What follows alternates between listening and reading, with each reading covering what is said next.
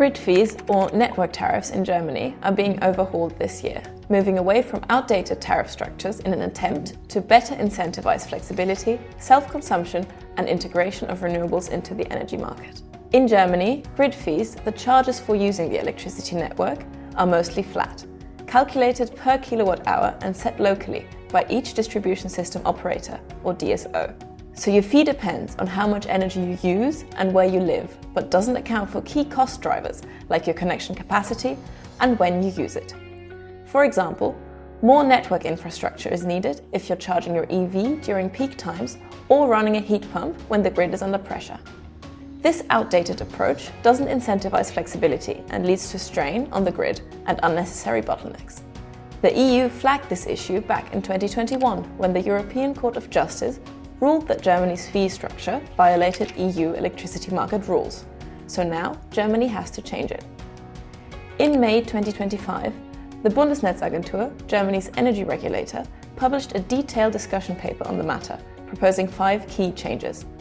First, they proposed Einspeiseentgelte that could charge generators based on how much they feed in, how much capacity they install, or just a flat fee per connection. The second change is a proposed fixed basic charge for everyone that ensures a mandatory Grundpreis, which today, especially larger users and self-generators often avoid. Then, there's a big shift in how capacity might be billed. Instead of charging based on how much power you happen to use at your peak, Bundesnetzagentur suggests a Kapazitätspreis based on contracted capacity that is agreed in advance, and if you use more, you pay a penalty. As the fourth change, Bundesnetzagentur is proposing dynamic, time and location-based grid fees. That means higher charges when the grid is congested and lower ones when it's underused. It would finally align pricing with real system conditions and reward flexible behaviour like shifting EV charging or energy-intensive processes.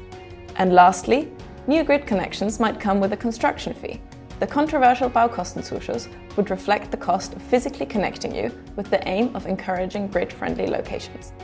Many of these new charges, such as the dynamic components, are already common around the world, and therefore at Gridcog we can model them. Let's have a look at what some of the future German grid fee components could look like in Gridcog. First, let's look at the contracted capacity charge. When attaching a Gridcog network tariff to a site, you can specify the contracted capacity at which you are charged this fee, as well as a physical connection limit. We can configure a dynamic charge too. When creating a network tariff, we are able to configure the relevant time of use periods of the charge and input prices based on these periods. Now, let's have a look at a project in Gridcog.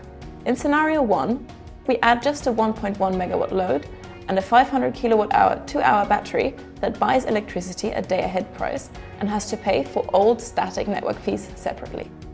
In scenario 2, the setup looks the same, only that the network tariff now has a time of use element to it.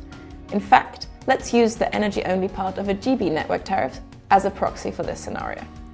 These tariffs contain red, amber and green bands depending on the time of day, where red is the highest charge and is in place between 4 p.m. and 6 p.m. during weekdays. To compare the impact the different price signals have on the battery, let's hit run and have a look at the results. Looking at the battery state of charge profile, we can see clearly that in scenario 1, the battery only optimizes for the wholesale price. For example, on May 28th, it becomes clear how the battery arbitrages against the afternoon red band in scenario 2. While in scenario 1 the battery waits to discharge until the 5 p.m. price peak, in scenario 2 it already discharges at 4 p.m. to minimize grid imports during the red band.